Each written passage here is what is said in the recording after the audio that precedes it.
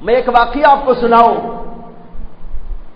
حضرت مولانا تقی عثمانی صاحب دامت برکاتہم، انہوں نے اپنے والد سے ایک واقعہ نقل کیا، ان کے والد کے استاد کا، یہ کہتے ہوئے کہ ہمارے والد حضرت مولانا مفتی محمد شفیع صاحب رحمت اللہ علیہ بیان کرتے تھے کہ میں کبھی کبھی اپنے استاد حضرت مولانا محمد میاں صاحب رحمت اللہ علیہ کی خدمت میں جاتا تھا. یہ بڑے محدث تھے، دارالعلوم دیوبند کے محدث، بڑا علم تھا، بڑا تفقہ تھا، حدیث کے بارے میں بڑی جانکاری تھی. مفتی محمد شفیع صاحب ان کے شاگرد ہیں. کہتے ہیں کہ میں ان کی خدمت میں کبھی کبھی جایا کرتا تھا. ایک بار ان کے گھر پہ گیا، حضرت کھانا کھا رہے تھے، اور جب کھانے سے فارغ ہوئے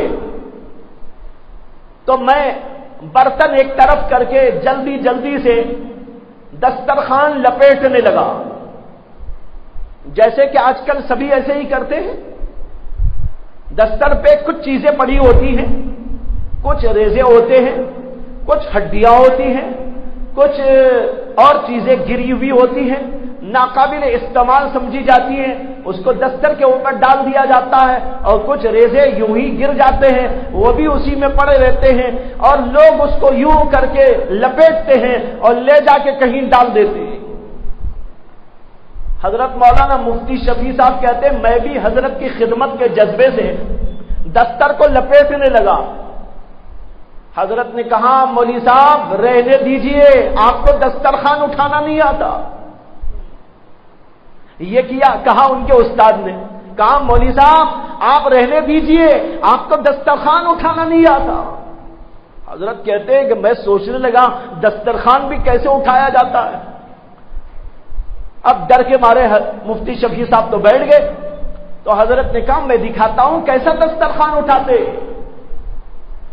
اس کے بعد انہوں نے کیا کیا، دستر پر جو پڑی ہوئی چیزیں تھیں ان میں کچھ ہڈیاں تھیں، کچھ روٹی کے ذرات تھے، اور کچھ پھل کھائے تھے تو پھل کے چھلکے بھی تھے، جیسے کوئی موز ہو یا اور کوئی چیز اس کے چھلکے بھی تھے.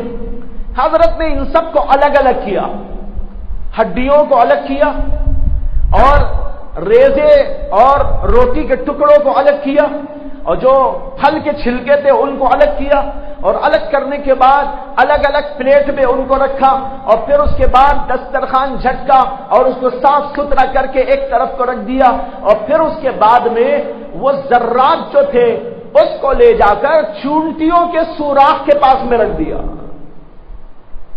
روٹی کے ذرات ہوتے ہیں، ٹکڑے ہوتے ہیں باریک باریک، اس کو انہوں نے اٹھایا اور لے جا کے جہاں چونٹیاں ہیں، چونٹیوں کے کئی سوراخ، وہاں سوراخ کے پاس میں اس کو ڈال دیا. اور پھر ایک طرف جو ہے کتوں کے واسطے یہ ہڈیاں رکھ دی، اور پھر جو چھلکے تھے اس کو ایک الگ طرف لے جا کے ڈالا، اور کہا یہ کتے کھا لیں گے، اور یہ گائے وائے آئے گی تو وہ کھا لے گی، اور یہ جو ذرات تھے اس کو میں نے چونٹیوں کے لیے ڈال دیا ہے، یہ دیکھو یہ بھی اللہ کا رزق ہے، اس کو بھی ضائع ہونے نہیں دینا ہے. کہاں یہ ہے دسترخوان اٹھانے کا طریقہ. حضرت مولانا مفتی محمد شفیع صاحب کہتے ہیں میں عالم تو ہو گیا تھا، فاضل تو ہو گیا تھا، لیکن دسترخوان اٹھانے کا طریقہ ان بزرگ کی جوتیاں سیدھی کرنے سے معلوم ہوا.